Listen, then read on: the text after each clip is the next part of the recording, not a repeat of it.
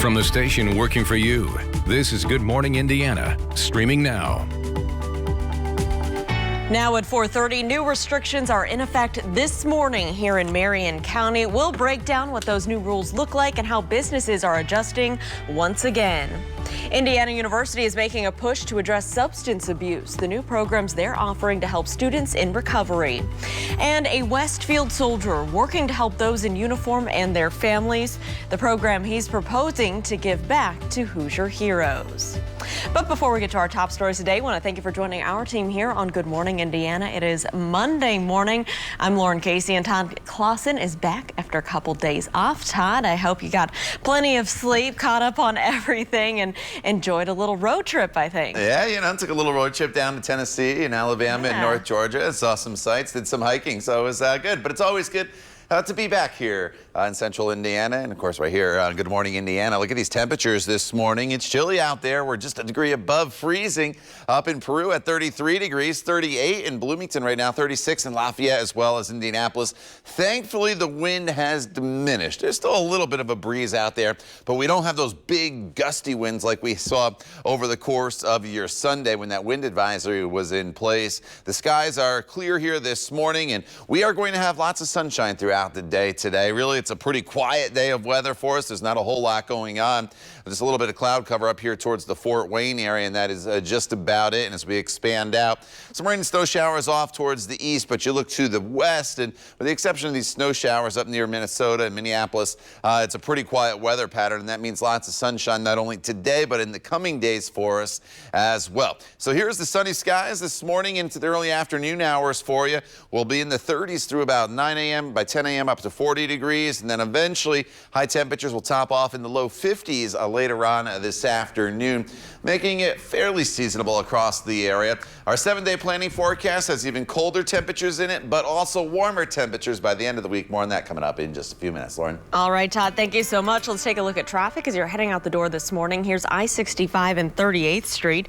Traffic in this area is traveling smoothly this morning on the northwest side. Really quiet, as you can see, not a whole lot going on, so that is good news. Let's take a look right now at traffic at I-465 and East Washington Street. Camera moving around a little bit here, but this is over on the east side, and everything is traveling smoothly. Just a stalled or leftover vehicle there in the shoulder, but it's not creating any problems. And again, things out here are pretty quiet. We'll continue to keep a close eye on your roads throughout the morning and let you know if there are any trouble spots you need to avoid. Well, this morning, new COVID-19 restrictions aiming to stop the spread are now in place in Marion County. Here's a look at some of the changes. Bars and entertainment venues are capped at 25% indoor capacity. Restaurants at 50%. Large gatherings are limited to 25% capacity. Religious events at 75%. Gyms and fitness studios 25% capacity. You can find more details on those restrictions right now. Just go to our website, WRTV.com. With those restrictions, Marion County businesses are adjusting to changes. The owner of Moonshot Games on Mass Ave says he must reduce capacity down to 25%. A big part of the downtown location is event space. Jason Manship says that they've worked hard to install plexiglass shields, reduce event sizes, and recently sales have been going back up. But now his staff is stressed out learning about these new restrictions. His main concern is the mental health aspect because he says people rely on Moonshot Games as a gathering place. We believe that, we want to see our business survive, and we want to see people that support us and that play the games that we work hard to foster. We get told all the time, this is the only place I go, right? This is the only place I get out to go because, COVID's locking us down, and, we need an escape. And we feel strongly that we are that for a lot of people. But, this is what it is. And at the end of the day, I don't blame anyone else. I think it's just a matter of doing our small part to help make everyone better. Manship hopes that people will support local businesses like on his Black Friday this year and for the holiday season. He says that with the new restrictions, they plan to shift their focus once again to more retail, and they're planning on a big blowout deal for Black Friday, so check them out. Over the weekend, Indiana surpassed 250,000 total COVID-19 cases. The State Department of Health reports 6,844 new cases Sunday. That's about 2,000 less than what was reported a record set Saturday with more than 8,000 cases. 22 more Hoosiers have also died with the virus, bringing the state's death toll to 4,660. New statewide restrictions were also put into effect on Sunday. Governor Eric Holcomb reinstated limits on social gatherings because of increasing case numbers. The restrictions depend on the county where you live. In the higher risk red counties on this map, gatherings are limited to just 20 people. The orange counties, which is the next riskiest level, you're limited to 50 people. In Marion County, you cannot have an event with more than 50 people without a safety plan approved by the health department. Butler University is changing its plans for fans at its home basketball games this season. The university will limit fans to 25% capacity at Hinkle Fieldhouse. Face coverings, temperature checks, and using specific entrances and exits will be required. No season tickets will be offered, but those who are season ticket holders or already paid a deposit will get first chance to buy tickets in blocks of 2 to 4 games each. Butler is scheduled to start its season on November 25th against Western Michigan. Substance use-related emergencies have significantly increased during this pandemic, so to address it, Indiana University is doing more to focus on addiction and breaking the stigma. IU School of Education has begun a master's track focusing on the science around addictions and treatments. Other IU campuses are also working on creating a certificate program. The school also has a training clinic to help students with substance use disorders in their recovery. This is where students who identify in recovery can come. They can connect with others who have a shared experience and really talk about the college environment and how do you manage, again, a college environment that might not always be conducive to supporting your recovery, but really thinking about it from a very strengths-based report. Well, you can learn more about these programs and more resources to help with recovery. It's all on our website, WRTV.com. A Westfield veteran wants to make sure that heroes get the help that they need if they're hurt or deployed. WRTV's Troy Washington spoke with a man proposing this Hometown Hero project. I think it's giving back to those who give so much. Scott Willis wants to make sure hometown heroes aren't forgotten. I proposed a program called the Hometown Hero Program. Willis is a veteran who remembers being deployed while his wife was expecting after the two just bought a home. Puts a lot of burden on the family members who are left behind when that happens. The responsibility of shoveling snow and keeping up the lawn fell on his wife, who already had her hands full. To make sure the next person standing in his shoes won't have to worry, he's got a plan. It's interesting, the state of Indiana has one of the largest National Guards per capita in the country. We're a very veteran-friendly state. But we have fallen woefully short in the programs that we provide for veterans. Up until about 3 years ago, Indiana was ranked 50 out of 51 states. They were including Puerto Rico in that, for benefits and services for veterans. Under Governor Holcomb, we've actually seen that climb. We're getting better, but we're still 45th out of 51 states. I think we have a long way to go to take care, again, of those who put their lives on the line for us. And I think this is just a small token that we can add to that to help close that gap. As a vice president of the Westfield City Council, he was inspired to bring the idea to his city. I was sitting in on a city council meeting in Fishers, Indiana. And the mayor of Fishers, Scott Fadness, actually instituted this program in Fishers, and they've been doing this now since 2015. The proposal applies to veterans who live in Westfield and local public safety personnel who are hurt or deployed. These are the people that put themselves out on the front lines on a daily basis. If passed, the upkeep would be made possible through partnerships in the community. Working for you in Westfield, Troy Washington, WRTV. Troy, thank you. The proposal will be on the agenda for the upcoming meeting. Council members are expected to vote soon. We'll keep you updated on the latest developments. At 4:38, a fresh start for a former Marsh location. The sign on the window at the former Marsh store along Kentucky Avenue indicates they are bringing a Charlie Brown's restaurant to the building. Charlie Brown's currently has a popular restaurant in Speedway. At least one fan posted that she's happy to see a local business expanding. We're working to get more information on the story, and of course, we'll keep you updated. Well, you may not get to gather around the Thanksgiving table with family and friends this year, but what about doing it virtually? Coming up, we'll have some tips to enjoy the holiday via video chat. And Indiana state parks are closing for a couple of days. We'll tell you why and for how long. Todd. And there's a chill in the air once again this morning, not only here in central Indiana, but across much of the Midwest. But going forward throughout the week, I think you're going to like the trend that the temperatures take. We'll talk all about it coming up in your WRTV Storm Team forecast when Good Morning Indiana continues in just a couple minutes.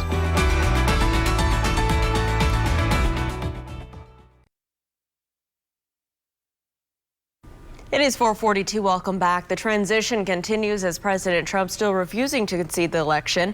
Meanwhile, his campaign is dropping a major part of the lawsuit contesting the results in Pennsylvania. ABC's Elizabeth Schulze has the very latest now from Washington. This morning, President Trump is abandoning a big part of his legal challenge in Pennsylvania. His campaign is dropping a claim that accuses officials of unlawfully blocking observers from watching ballot counting in Philadelphia and Pittsburgh. The setback comes after the president appeared to acknowledge Biden's victory in a tweet Sunday, then walked it back, tweeting, "I concede nothing and I won the election." In a 60 Minutes interview, former President Barack Obama urged the president to concede. A president is a public servant. They are temporary occupants of the office by design. And when your time is up,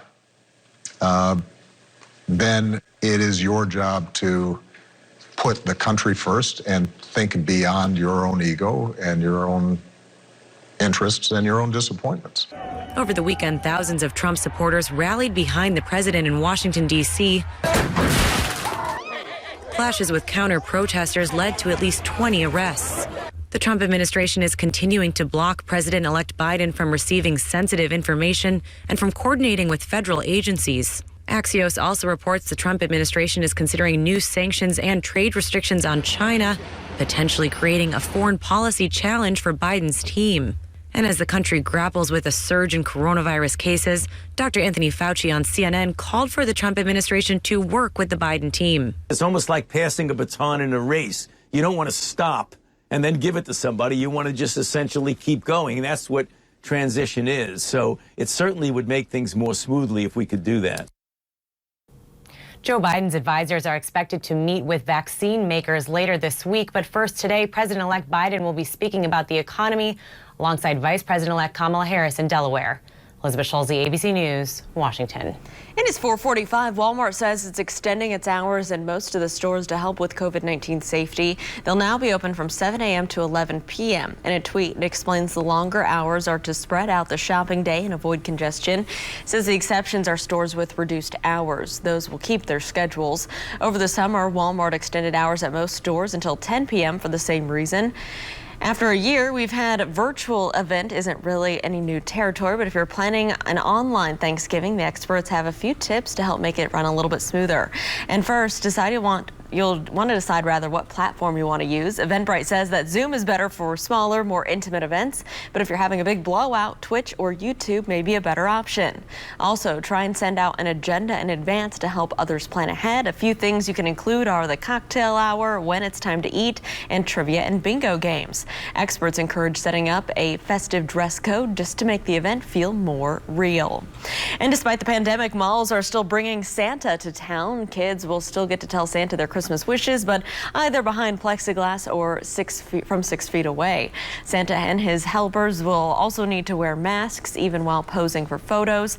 Some malls even plan to use decorations as a blockade in front of Santa to keep kids from charging towards him. Other safety measures some malls plan to use include online reservations, cutting back hours, and frequent sanitation in picture areas.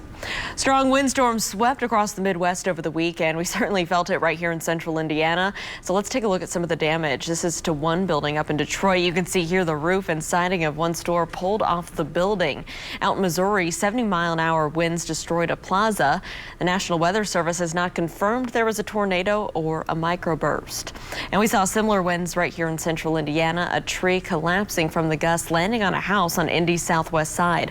According to the Decatur Township Fire Department, apartment. The tree uprooted and landed on the house on Mesa Drive Sunday morning. The homeowner was inside at the time and thankfully made it out safely. And Todd, boy, it was windy right here in central Indiana. What does this mean for us today? You know, the winds have calmed down a lot here across central Indiana. That is the good news. It's nothing like it was yesterday, but yesterday even driving was very difficult, especially if you came across areas with open fields and you were on some of those north-south routes. But look at the wind now. It's down to 10 miles per hour, so it is considerably calmer out there, and it is chilly. 36 degrees is the current temperature right now. Wind chill of 28 in Indy, so you definitely need to have your coat this morning as you get going to start off this new work week. Temperatures right around freezing in Peru as well as Tipton. 37 in Martinsville. 38 is the current temperature as you make your way into the Bloomington area as well as Connorsville. Wind chills here in the 20s in many locations, especially to the north of Indy. It feels like only 24 right now in Peru. 28 is what it feels like in Tipton, and just a degree above freezing is the real field temperature as you make your way into the Bloomington area. Now, the good news is it's a bright day for us. As we mentioned, the winds have calmed all across the area, and that's going to lead to a decent day, and actually it's going to be very seasonable for this time of year. Starting off in the 30s, we'll warm through the 30s. By 10 a.m., we're up to about 40 degrees. 46 degrees is the noontime temperature, and then eventually climbing up into the low 50s here for your afternoon high. The average high for this time of year is 51 degrees. We're right on par for that, so it's just one of those days that you would typically expect here in the middle of November. Now, the skies are clear this morning. We'll have all the sunshine, as I just mentioned. You expand out and you see there's really not a whole lot going on. This little disturbance with some snow up in parts of the Dakotas and now into Minnesota. That will not impact us here in central Indiana. So as you plan out your evening, just bundle up a little bit. Sunset now at 5:28. Partly cloudy skies. Temperatures will be in the 40s as we start your day tomorrow. Temperatures pretty similar to what we're experiencing right now. We're going to be in the 30s across the area, about 34 in Indy. A couple locations to the north will be at or below freezing. And then going forward in this forecast, tomorrow's another sunny day for us, but it is cooler tomorrow for high temperatures. In fact, we're going to be running about 10 degrees cooler tomorrow than we will be here throughout the course of the day today. So make sure you prepare for that. And then as we work our way into the day on Wednesday, we're starting off in the 20s. It's going to be the coldest start to our week Wednesday morning, then up to 47 degrees for your high temperature. But once past Wednesday, look at this, 62 degrees on Thursday, much warmer, and then Friday right around 62 degrees as well, putting us about 10 degrees above normal. So the week definitely starts off with a little bit of a chill across the area, and then going forward in the forecast, you'll notice the temperatures do moderate, and then a pretty nice stretch of weather with above normal temperatures as we head into the weekend. Fairly dry week for us here, Lauren, as well, with the next chance of rain not until late Saturday. Better chances as we get into the day on Sunday. All right, Todd, thank you so much. Let's take a look right now at I-65 and I-865 up in the Dog Lake. You can see traffic here is moving along up to speed. The orange barrels are pulled out of the travel lanes. That is good news this morning. As you're traveling to the northwest in areas like Boone County, just be aware we have Michigan Road, US 421 closed at 116th Street. This is just for some construction that should be wrapping up this morning, and of course we'll keep you updated. Let's take a look right now over on the near east side, I-70 at Rural Street, Keystone Avenue. You can see traffic there is traveling up to speed. No major delays to slow you down. Some state parks are closed today for annual hunts to control the deer population. The first hunts are today and tomorrow. The parks will be closed again for a second round of hunts scheduled for November 30th and December 1st. The parks will also close to the general public the evening before the hunts begin. More than 15 state parks are involved in these closures. That includes Brown County, Fort Harrison, Turkey Run state parks. A former Los Angeles Dodgers manager, Tommy Lasorda, is in the hospital this morning. The Dodgers said the 93-year-old Hall of Famer is in intensive care and is resting comfortably in a hospital in Orange County, California. As manager, Lasorda steered the Dodgers to 2 World Series titles and won more than 1,500 games during his career. In 1997, he was inducted into the Baseball Hall of Fame. He also managed the gold medal winning U.S. Olympic baseball team in the 2000 Sydney Olympics. The pandemic has made sometimes visiting loved ones at nursing homes impossible, so a group of volunteers is creating a safer option. Just after the break, the sweet reunions made possible by a hug tent. And while the pandemic continues, so do concerns about the opioid addiction. Coming up, all new at 5 o'clock, we'll take a look at a possible new weapon aimed at ending opioid dependence before it even starts. It is 4:51. We'll be right back.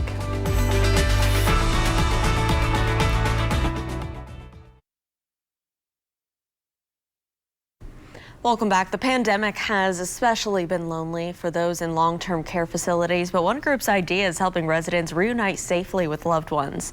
In Colorado, one nursing home set up this hug tent. It allows residents and family members to give a safe embrace through plastic-lined armholes. For Vince, a 97-year-old World War II vet, this was the first time he'd been able to see his daughter since the pandemic began. Oh gosh, yes, that was marvelous. I couldn't hold her hard enough. She's so sweet, you know, it's just wonderful. You can see the joy, even through the masks and the tears and just the heavy emotion. It's just a beautiful thing to watch. Well, Amanda Meyer, who built this tent with volunteers, says she got the idea after seeing it done in other countries, and she hopes more senior living homes will be able to use this or build their own. Love that story, Tom. This has been such a hard time. Hopefully we have a little bit nicer weather if people want to get together outdoors. Yeah, I know, especially later this week. Temperatures are going to be well above normal. We're starting off today pretty seasonable, but it's bright and the winds aren't as much of an issue here for the day today, so that's always good news. Tomorrow 44 and then 47 on Wednesday, so it is a little cooler both of those days, but then the warmer temperatures start to work in, and it's not just a one-day deal. We're in the 60s Thursday all the way through the weekend with mainly dry conditions. Next chance of rain doesn't arrive till late Saturday into Sunday. The time now is 4:57. You're watching Good Morning Indiana right here on WRTV. Stay with us. We're back in just a couple minutes.